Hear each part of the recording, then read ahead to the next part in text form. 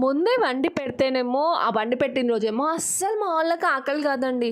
ఇంగ ఏదైనా ఒక్కరోజు నా గ్రహచారం బాలేక కొంచెం లేట్ అయింది అనంటే, ఇంగ ఆ రోజు మొత్తం ఇగ లబోదిబోమంటూ వాయించేస్తా ఉంటారనమాట. అలానే నేనేమైనా అంటే ఇంట్లో పనులన్నీ వదిలేసి అమ్మలక్కలతో ముచ్చట్లు పెట్టడానికి పోయినా ఏంది, "అక్క ఇంతకీ ఏమైందక్క అసలు ముచ్చట చెప్పు" అంటారా. ఇంగో ఈరోజు యాక్చువల్‌గా ఇదొచ్చేసి సండే రోజు వ్లాగ్ అండి. ఆ రోజు నాన్ వెజ్ ఏం తెచ్చుకోలేదు. ఇంగా ఏంటి అంటే ఆ రోజు కొంచెం వంట లేట్ అయింది. ఎందుకు లేట్ అయింది అనంటే గ్యాస్ అయిపోయింది సడెన్‌గా. ఇక బ్రేక్‌ఫాస్ట్ కూడా లేట్ అయిపోయిందనమాట. తినేసరికి 11:30 అలా అయిందనమాట. ఇప్పుడు టైం వచ్చేసి ఏమి ఎక్కువ అవ్వట్లేదు. 1:30 మధ్యలో ఉందనమాట.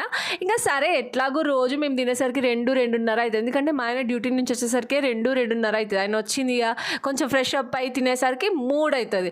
పిల్లలు కూడా అంతే అనమాట. ఆయన వచ్చిన తర్వాతనే అందరం కలిసి కూర్చొని తింటాము.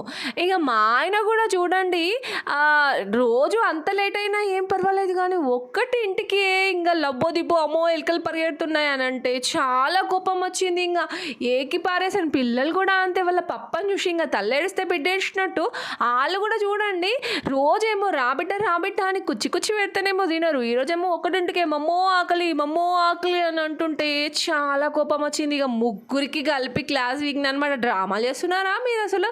రోజు ఏమో ఒకటింటికి ఆడ వంట చేసి పెడితేనేమో తినరు, కానీ ఇవాళ ఒక్కరోజు లేట్ అయినందుకు ఇంత హడావిడి ఇంత హంగామా చేస్తున్నారని చెప్పేసి అంటే ఇంకా అనుకుంటూ పిల్లు లెక్క నార్మల్ అయిపోయింది అనమాట.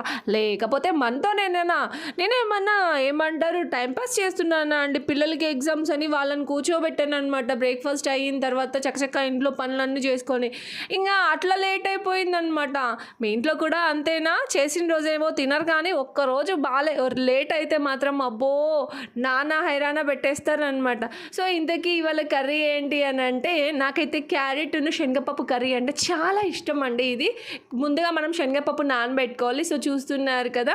సో క్యారెట్ కొంచెం ఉడికిన తర్వాత మనం నానబెట్టుకున్న శనగపప్పును అయితే వేసుకొని తర్వాత ఇంకా ఉప్పు కారం మసాలాలు వేసుకుంటే అయిపోతుంది. వీడియో నచ్చితే చిన్న